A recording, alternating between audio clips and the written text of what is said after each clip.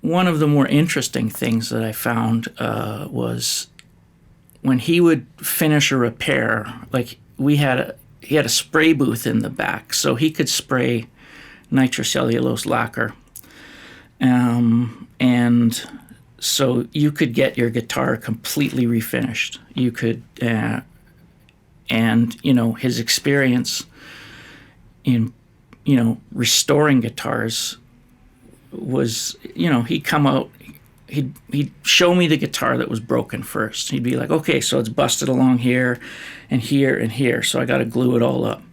So as the days would go by, I'd watch him, put the guitar in the clamps, put some glue in there. Sometimes he'd hold the crack open and he'd get me to, put the glue in by just sort of rubbing my finger across it so that the glue would kind of sink into the crack. And then he'd move it a little bit and more glue. Okay, more glue.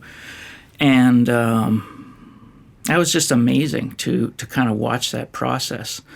And then, he would do the rest of it, do whatever he needed to do. And then he would put finish on it and, he'd come out and he'd be like, okay, have a look. And, I would look and sometimes I could see a crack. Sometimes I could see nothing. It really depended on what the person was doing after the guitar was cracked, because a lot of times when a guitar is cracked, people will rub their fingers on it. Oh, it's cracked. And they don't realize that they're kind of releasing all this oil and dirt into the crack. So that's what's going to make it show. But,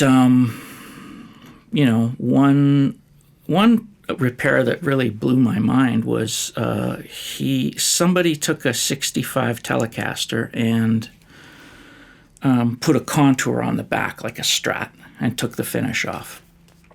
So this was when, the vintage guitar scene was really starting to explode.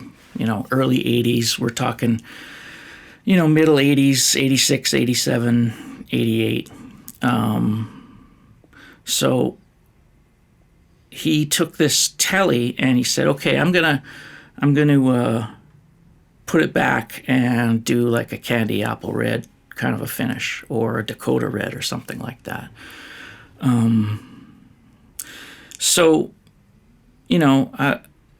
This guitar has a contour on the back, so he's got to get a piece of wood to fit into the contour and to make the squared off body happen again, which is like kind of crazy. Like, I don't know how he did it, but he did it.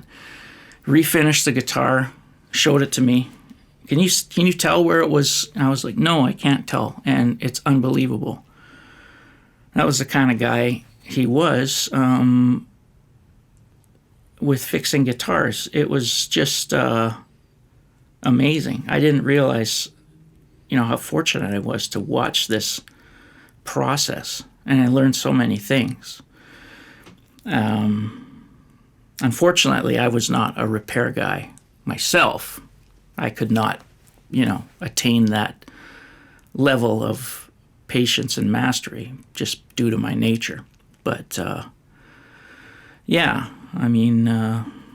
great times. Great to watch. Thank you.